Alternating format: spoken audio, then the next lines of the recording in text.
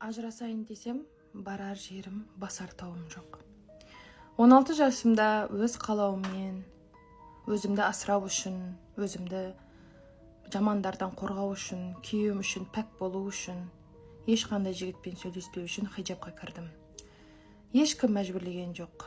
Бәрі өзімнің қалауыммен болды. Ешкіммен сөйлескен жоқпын, жігітім болған емес, боянуды да білмеймін, телефон ұстамағанмын. Сөйтіп жүріп мектеп бітірдім. Мектеп бітіргеннен кейін 20 жасымда Қарабұлақтан бір жігіт саушы болып келді. Өзім де Қарабұлақтың қызымын. Ол жігітті бір көргенде намазға берік екенін, 5 уақыт намазды қалдырмай оқитынын көрдім өз көзіммен. Ол айтты маған, мен Құран оқимын деді. Құран оқыса, әйеліне жауапкершілігі мол жігіт, Алладан қорқатын жігіт деп ойладым. Мектепті жақсы бітіріп, Астанаға жұмысқа орналасқан екен. Астанаға барып келіп жұмыс жасайды екен. Мен жақсы жігіт деп ойладым оны да, бірден көргенден мен оған ризашылығымды бердім. Екінші кездесу болды. Екінші кездесу өте үлкен болып өтті. Сол кездесуде жігіт маған телефон подарить етті. Сол уақыттан кейін сразу бізді некелеп қойды. 2 ай біз телефон арқылы общение ұстап жүрдік. 2 айдан кейін кішігірім әдемі қылып тойымыз болды. Тойға өте риза болдым.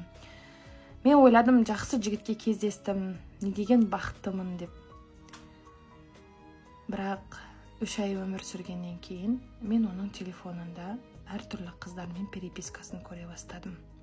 Астанаға барып келеді, келген кезде өзгеріп келеді. Сол кезде 2 қабат екенімді білдім. Ол да қуанды, мен де қуандым. Бірақ ол ешқандай өзгеріс алып келген жоқ. Телефонда қыздармен әртүрлі боянатын, қысқа киетін, өзін денесін сататын қыздармен общение ұстап жүргенін көріп жүрдім. Телефонын қарап жүрдім. Сол кезде енем қатты ұрсатын. Тағдырыңды ойла, балаңды ойла, туылатын, жетім болмасын десең, телефонын ақтарма, ол еркек, жүрегі ақысы бар деп ешқашан баласын алдын алып сөйлемейтін. Бір күні соншалықты тойдым, әке-шешеме айттым. Әке-шешеме барып айтсам, әке-шешем қайтып әкеп тастады. Барар жерім, басар тауым жоқ. Бірақ күйеуім намаз оқыса да, сақалы болса да, жаман қылықтармен, жаман әйелдермен жүргіш, жаман қылықтар жасағыш. Мен ондай нәрселерді білмеймін де, істей де алмаймын. Бірақ менің күйеуім сондай жігіт болып шықты. Сөйтіп жүріп, мен баламды босандым. 40 күнге шілдесі шығу үшін үйіме жіберді. Үйіме барып, баламды со жақта өзімді күтініп жүрген кезімде күйеуім келді. Телефон никак тынбайтын, қыздар деген көбейіп кеткен. Бүгін бір қызбен сөйлессе, ертең басқа қызбен жүреді. Өзімді ойлап, не істерімді білмей жатырмын. Әке-шешем ажыраспайсың. Если ажырасатын болсаң, балаңды біз алып қап, сені сразу басқа біреуге тұрмысқа беріп жібереміз дейді. Достар, осы видеоны барынша тарқатыңыздаршы. Мен ол қыздың кім екенін білмеймін, Қарабұлақтың қызы, жігітті де білмеймін. Мен айтатын едім, сразу ол қызға ажырас, өйткені спид ауруын жұқтырып аласың. Әркіммен жатып тұрған еркектің денесі, оның мүшесі, ештеңкесі таза емес, ренжімеңіздер. Бұндай жағдайлардан көбісі маған қыздар жағдайларын бөлісіп жатыр. Бұл бір қыздың историясы, достар. Бұл менің өмірім емес. Мен бұны айтуда тоқтамаймын. Құдай маған күш қуат берсін. Ол қызға айтатыным өзімнің ақылым. Сені жақсы көрмеген еркек ешқашан жақсы көрмейді. Ол жерден кету керек. Квартира бар, жұмысқа орналасып, балаңды садикке бер, өзің аяғыңа өзің тұр. Қазір әке-шешеңнің үйіне барайыншы, 2 күнге десең, әкеңнің өзі келмесін, не істейді дейтін әкелер Қарабұлақта да, Қарамұртта да, Сайрамда да, Чимкентте де, любой жерде, Түркістан облысының любой жерінде саны өте көбейіп кеткен ондай әкелер. Сен күтпе әке-шешеңнен, қандай поддержка күтесің? Әке-шешең туып қойды, сені всю жизнь обеспечить етті деген сөз емес, достар. Өз күніңді өзің көресің. Өз қадіріңді өзің білмесең, мен барып сені қадіріңді білдіртіп бере алмаймын. Ол қыз айтып жіберіпті. Мен ашумен айтып отырмын, негізі ашу. Мына историяны айтып болғанша уже нервничать етіп кеттім да.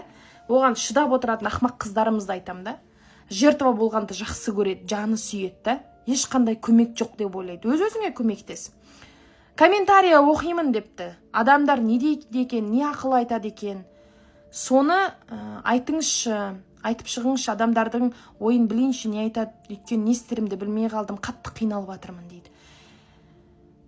Екі қабат кезінде мұрнын теуіп күйеуі сындырған екен. Сол сынған бой мұрны біткен екен, больницаға да апармайды екен, достар. Бұндайларды семьяны может полицияға ұстап беру керек шығар ма екен деп ойлап қалам. Если сол қыздар мәрт болса, өзін маған көрсетсінші, историясын бөлісіп отырған қыздар.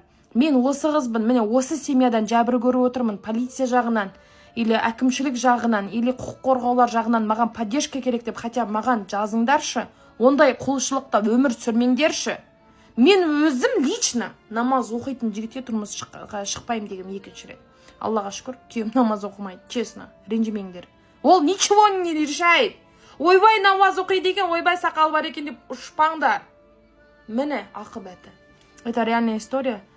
Пікірлеріңіз бөлісіп кетіңіздер, не ойлайсыздар? Ал менің ашуым келеді, кетіп қалу керек ол үйден деп айтатын едім.